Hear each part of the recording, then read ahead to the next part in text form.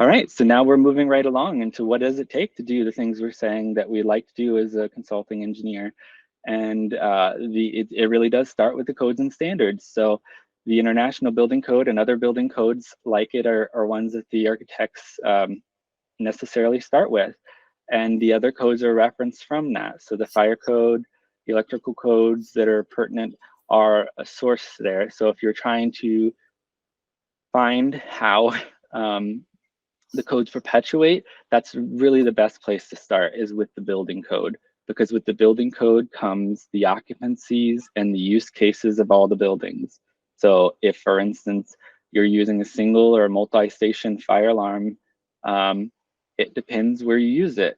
So like the one, like it could be used residentially in your house, and that would be one use case. But if you were using it in some sort of business occupancy, this could be a different case, or in an area where they're sleeping, this could be another case.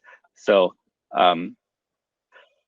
fortunately, the internet is a really good source of mostly free you can find, and free through directly through the sources, not like trying to herd all over anything. NFPA has free access, so the National Electrical Code, NFPA 70, is available there, as well as many others. Even the building code, I forget the exact website of the, anyways, the concept is the codes are out there and they're free, so you can just access them directly online. You just create a username. Here's the electrical code. And so this is a general overview without obviously getting into the electrical code, is that the first 4 chapters are required for every installation. And the next 3 chapters are supplemental. So they will modify the items in 1 through 4, but it's optional. You don't necessarily have to do this. So for instance, technology rooms, there's an article in chapter 6, and it seems to be like you might have to have a disconnect in every technology room, like an IDF or an MDF closet. But when you, it's in chapter 6.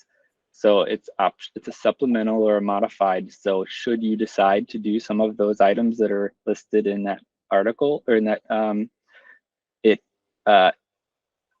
is provided that you do everything listed in there, because it is usually lessens the requirements in chapter 1 through 4. So by doing that, there might be a higher fire hazard, like in those technology rooms, if they had raised access floors, they might not require you to strap down the conduits at certain frequencies where they would in chapter 1 through 4 for a normal occupancy. But because there's other things in chapter 6 article that says you have to have an emergency power off switch, etc., and similar contingencies, they allow for more flexibility in the installation. Any questions on the, oh, I'm sorry, let me once more here. So there's also acceptance testing standards. Acceptance testing, so when I say this, I mean like when there's a new building installation, potentially the engineer, or there might be a commissioning or otherwise requirement from a project requirement from somebody within the project team to do testing on the feeders. So you might have megger testing, or you might have a very low frequency testing, say a medium voltage cable, or examples of acceptance testing. That's different than maintenance testing. So acceptance testing means the day it's new, versus it is a repetitive try and keep up of maintenance. And the levels of, say, for instance, voltage you would apply to a new versus a product that has been in service is different. So there are energy codes as well, fire, and then life safety codes. Life safety codes are some of them, like for instance, NFPA 101.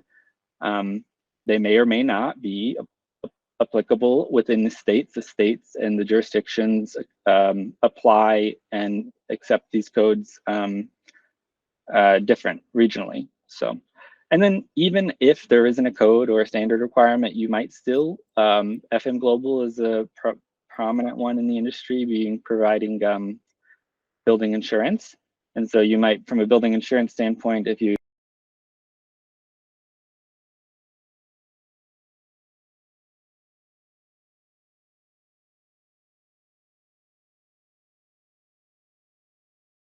questions about this, codes and standards?